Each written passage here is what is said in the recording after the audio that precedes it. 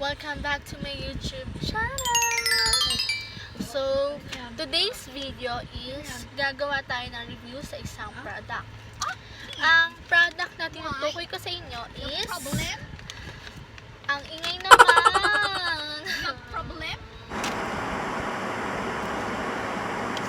So, ang product na tinutukoy ko sa inyo ngayon is Lazel Gluta Pure. Ito siya.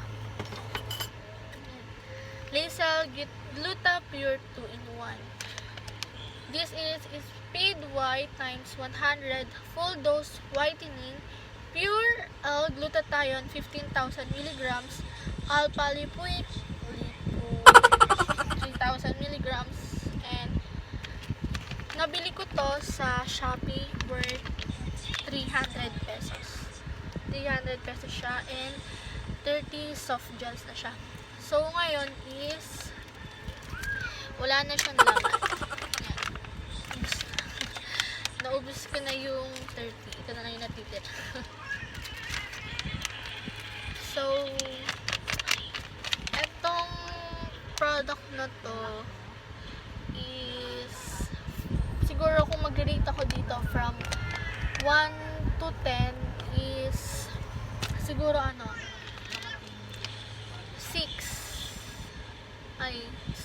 6 or 7. Oo, 6 or 7. Kasi itong product na to is hindi siya totally na nakakaputi. Para siyang nakaka-glow lang. Nakaka-glow. And yun yung advantage niya. Pero yung disadvantage nito is nagkaroon ako ng pimples. Yes. Nagkaroon ako ng maraming outbreak dahil dito. Since kasi nung gumamit ako nito, wala pa akong masyadong pimples nun. Pero nung napansin ko, nung mga first week or second week, dun ako nilabasan ng pimples. Nagulat ako nun. Oo. And then, napansin ko din na parang, hindi naman pinkish, pero, roasty, gano'n. So, bale, sa mga, nalaman ko tong product na to sa Facebook lang din na mabisa daw siyang pampaputi, gano'n. Ganyan. So, for me, itong product na to is hindi talaga ako satisfied. Hindi ko alam kung hindi ko kasi siya nabili sa authorized seller. So, sa tingin ko peke ata itong nabili ko, kaya siguro ganito yung naging effect sa akin. Ewan. So, itong product na to, sa isang buwan ko na ginamit to, wala siyang naging effect sa akin. Ganun. Siguro kung continuous ko siyang ginamit, siguro doon ko makikita yung final result niya na mag-white ka talaga, na mag-glow ka talaga, na magiging pink ka, ganun, pinkish. Tapos, pero actually, okay naman tong product na to. Pwede ko siyang ma-recommend sa inyo. Kaso nga lang, ang problema, hindi siya hiyang sa akin. And suggest ko lang sa inyo, once na may makita na kayong pimples sa mukha nyo nung ginamit nyo to, stop nyo na.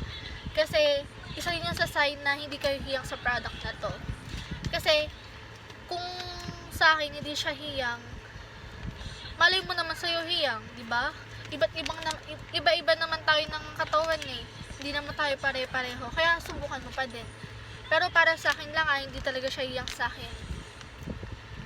And payo ko lang sa inyo, bumili talaga kayo sa mga authorized seller nito. Kasi mahirap na baka peke yung mabili nyo. Tas iba yung maging epekto sa katawan nyo, di ba? So, doble ingat na lang. So, yun lang. Yun lang yung masasabi ko tungkol sa product na to. And sana nakatulong ako sa inyo kung naghanap kayo ng review tungkol dito. And mag-subscribe na din kayo. And don't forget to subscribe. And please leave a thumbs up.